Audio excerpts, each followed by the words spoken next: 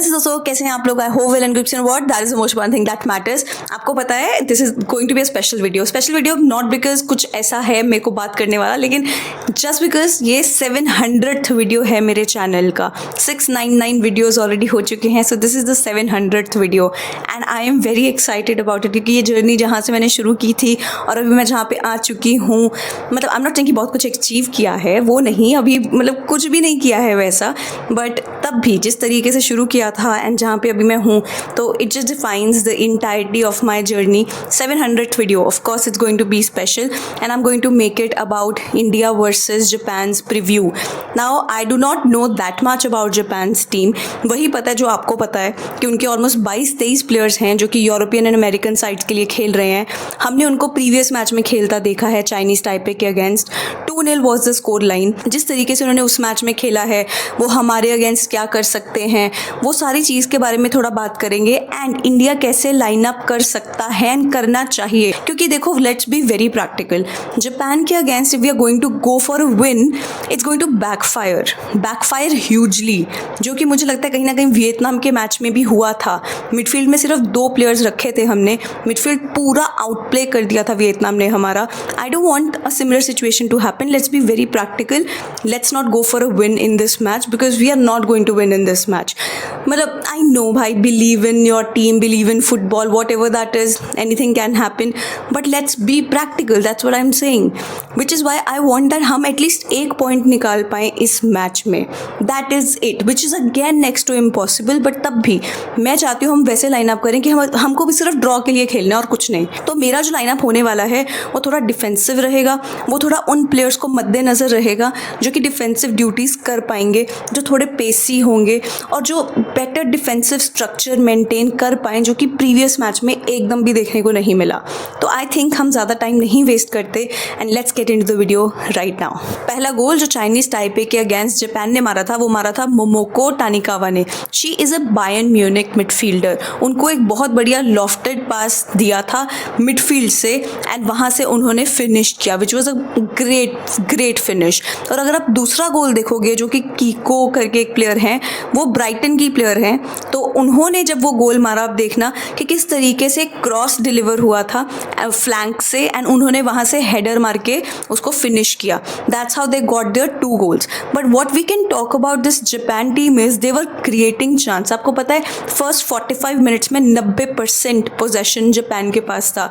तो this just shows that हमको defensively बहुत सॉलिड होना पड़ेगा, वरना जापान धो देगा, लाइक लिटरली धो देगा। जापान का मैच देख के एक और चीज़ समझ में आई कि वो अपने को हमारे डिफेंसिव थर्ड में तो रखेंगे ही, पूरा पिन कर देंगे अपने को उधर से, बट ऑल्सो एरियली भी काफ़ी अच्छे हैं वो लोग, क्योंकि उनको पता है अगर कोई टीम आई है जो लो ब्लॉक है, मतलब पार्क द बस करने आई है उधर, तो उनको पता है उनको मिडफील्ड से क्रॉसेस या पासेस निकालने पड़ेंगे ताकि वहाँ से कुछ ना कुछ एरियली जंप करके वो लोग गोल्स मार पाएँ, हेडर से गोल मार पाएँ।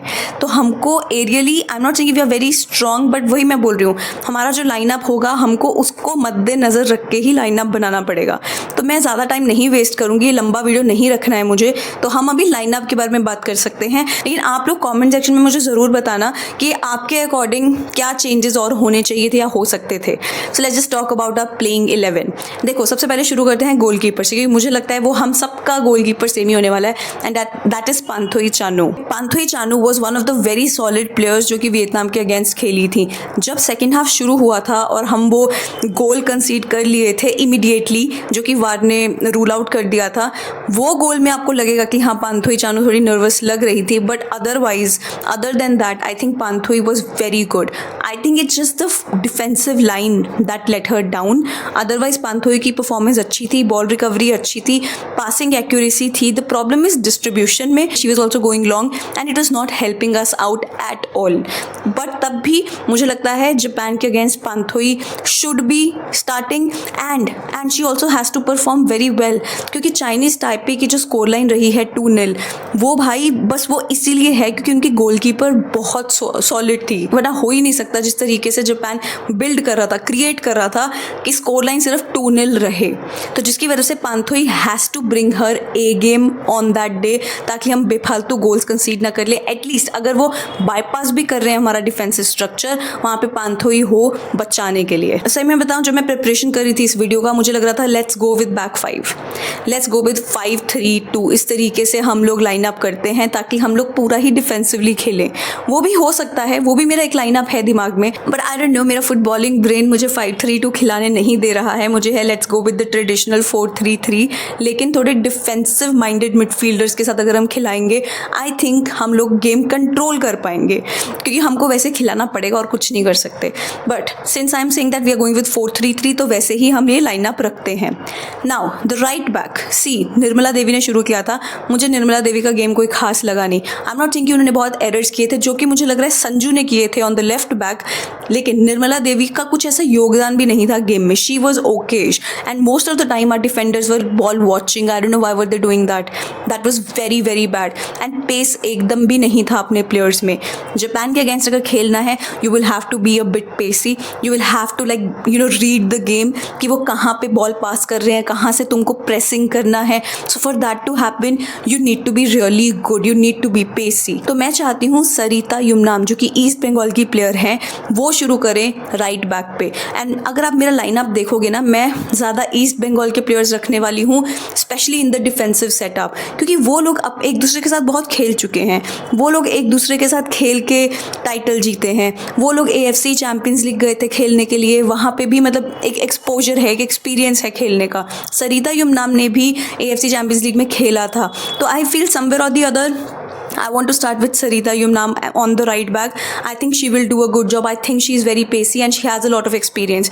वो ईस्ट बंगाल को भी कैप्टन कर चुकी हैं, तो कहीं ना कहीं वो लीडरशिप क्वालिटी भी मैटर करेगी। तो सरिता के साथ let's go with Sweety. I am not very happy with Sweety Devi's game as well. Previous game में like I said ball watching बहुत हो रहा था, जैसे एक कमांड करना चाहिए था बैक लाइन को, वो मुझे लगा नहीं स्वीटी ने किया। बट मुझे ये भी लगता है मार्टिना एंड स्वीटी एक दूसरे के साथ ज़्यादा खेले भी नहीं है, जो कि दिख रहा था, मे भी खेले होंगे, लेकिन वो दिख नहीं रहा था पिच पे कि ये लोग एक दूसरे के साथ खेले हैं। कोई कम्युनिकेशन नहीं नज़र आ रहा था उनके बीच में, सब कोई अपना अपना काम कर रहा है। मैं चाहती हूँ एक हमारी बैकलाइन वैसी रहे जो एक दूसरे के साथ काफ़ी खेल चुकी हो। तो I would want to put Sweety Devi, who again plays for East Bengal, and Sweety Devi is the captain of the team. उनके लीडरशिप क्वालिटी, उनको कैसे बैकलाइन मेंटेन करना है, उनकी अथॉरिटी जो वहाँ पर नज़र आनी चाहिए as the centre back, I hope that she brings it in this game.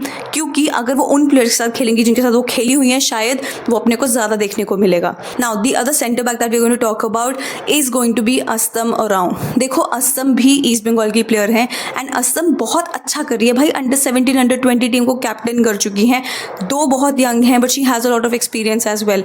I think we can start with Assam. बहुत सारा पेस लेके आएंगी and she not get tired that easily. That's what I am feeling that she can bring to the table. Again like I said, मेरा backline थोड़ा East Bengal heavy रहने वाला है, क्योंकि जैसे मैंने बोला कि they have played with each other a lot, शायद that works in our favour. तो मैं चाहती हूँ हमारी centre back pairing Astam and Sweety Devi की रहे। Now let's talk about left back. I have 2 options there. आप लोग कमेंट में बताना if you have somebody else in mind, तो हम वो डिस्कस कर सकते हैं। अभी अगर लेफ्ट बैक के बारे में बात करें तो मेरे पास 2 प्लेयर्स हैं लेफ्ट बैक पे। एक है जूली किशन, जो कि नीता फुटबॉल अकेडमी के लिए खेलती हैं, डिफेंडर हैं एंड थोड़ा सेंट्रल डिफेंसिव मिडफील्डर पोजीशन पे भी खेल चुकी हैं, but mostly left back position पे खेलती हैं। Second defender I have in mind is, और second full back I have in mind is Sushmita Lepcha. Now she is 29 years old, even though ये उनका पहला ऐसा टूर्नामेंट होने वाला है जहाँ पे आपको वो दिखेंगे इंडिया को रिप्रेजेंट करते, इतनी सारे कैप्ड प्लेयर नहीं है। तो Sushmita Lepcha again plays for East Bengal and she is a left back. तो मुझे लगता है कहीं ना कहीं अगर हम ईस्ट बंगाल का लेफ्ट बैक रखेंगे ना, तो शायद एक सॉलिड स्ट्रक्चर अपने को देखने को मिले। लेकिन Julie Kishan is a fair shout out on the left back as well, so I don't mind any of the two, but if I have to keep somebody here, I think I will go with Julie Kishan. Like she is not a East Bengal player, but Julie Kishan is 26 years old and I want somebody who has a lot of pace on the wings.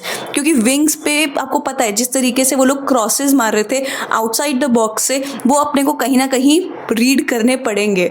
तो I am going to go with Julie Kishan on the left back. Let's move forward and let's talk about the midfield.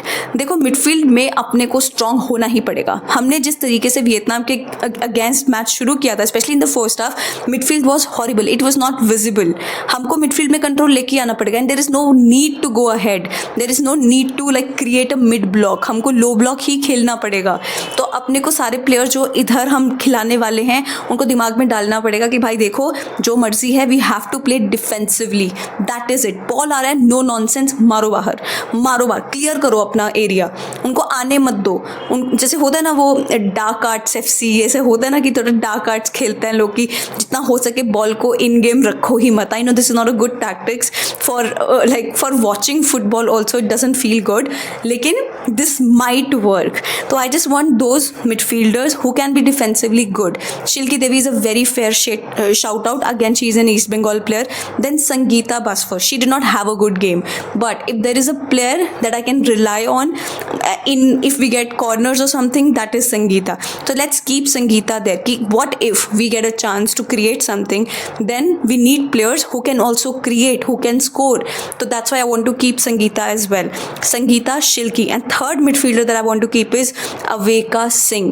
Denmark में second division के लिए खेल रही हैं, लेकिन कुछ तो लेके आएंगी ना भाई इस टीम में वो. तो अगर हम ट्रेडिशनल मिडफील्डर्स को ही रखें मिडफील्ड में, दैट विल बी गुड. कोई ऐसा मेकशिफ्ट फॉरवर्ड को मिडफील्ड में खिला रहे हैं, लेट्स नॉट डू दैट. तो I want to have Aveka Singh for the experience, for the exposure, and I am hoping that she does well in the midfield एंड थोड़ा चेंज होगा. I think will get to see something different if she is playing in the midfield.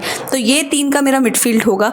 Now let's move forward. देखो Manisha Kalyan was one outlet, the creative outlet that we saw in the previous match.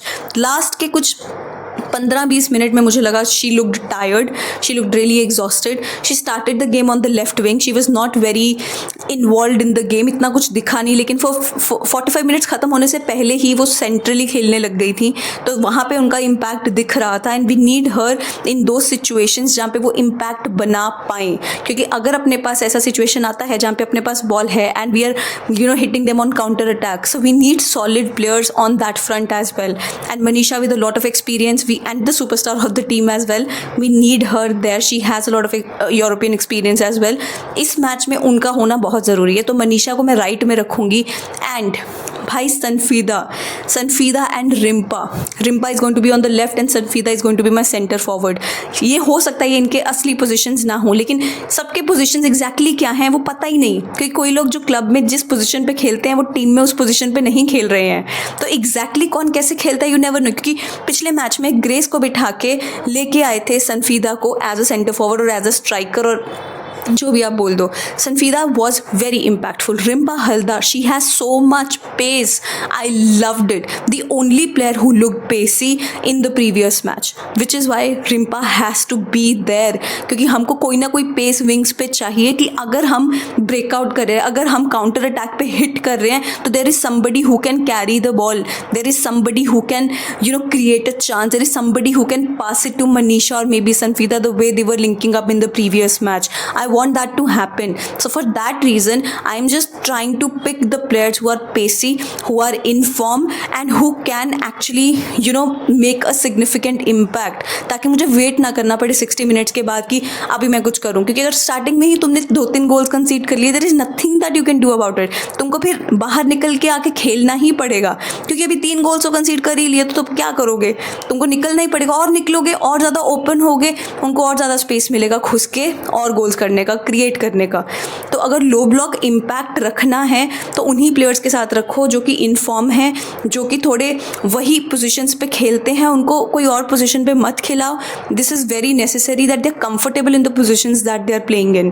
तो यही एक reason है मैं चाहती हूँ कि east Bengal का हमारा डिफेंसिव लाइन रहे, because defence is going to be extremely important against Japan. देखो देखेंगे किस तरीके से अपना ये सिस्टम वर्क करता है, वरना बहुत ईजिली सब्स्टिट्यूट कर सकते हैं. हमारे पास वैसे इम्पैक्टफुल प्लेयर्स हैं. वी कैन ऑल्सो गेट प्यारी ज़ाज़ा later on as a substitute. You know, we can get Grace as a substitute because she is the most experienced player in the team.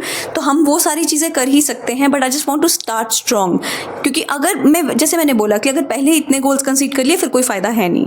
तो this is what my lineup is going to be. अगर आपका कुछ और lineup है तो आप मतलब मुझे कमेंट सेक्शन में बताना, ताकि हमको भी समझ में आए कि what are you guys thinking and this is what I was thinking. So this is going to be my lineup. देखो, जापान के अगेंस्ट ईजी होने नहीं वाला, we all know that, but अगर हम थोड़ा कॉन्फिडेंटली खेलें, जो कि अगेंस्ट वियतनाम एकदम भी नहीं दिख रहा था. बट आप एक और चीज़ देखो, वियतनाम के लिए फुटबॉल इज़ सो इम्पॉर्टेंट. वहाँ ऐसे लग रहा था कि वो वियतनाम के होम ग्राउंड पे हम मैच देख रहे हो. There were so many supporters there. There is so much Indian diaspora in Australia, but nobody is coming to watch the matches. It's sad, it's sad. मतलब गिनती के 10-15 लोग थे इंडियन टीम को वहाँ पे सपोर्ट कर रहे हुए. It's sad. Women will get so much confidence and courage if people would just go and support the team. But ठीक है, I'm sitting here and I'm making the video on it. I'm hoping that if somebody from Australia is watching the video who is and who belongs to India but वो वहाँ पे हैं, तो kindly go and cheer the women. They will get so much confidence from it. बाकी Japan again not going to be easy. Chinese Taipei again not going to be easy. We'll do a preview before Chinese Taipei's match also, but let's just hope that ये वाला match हम लोग निकाल लें. ज़्यादा उम्मीद है नहीं, लेकिन तब भी उम्मीद पे दुनिया कायम है यार. देखते हैं क्या होता है. I hope you guys liked the video. If you liked it, please don't forget to like, subscribe, share and hit the bell icon so you never miss a video from me. Thank you so much for watching. Namaste.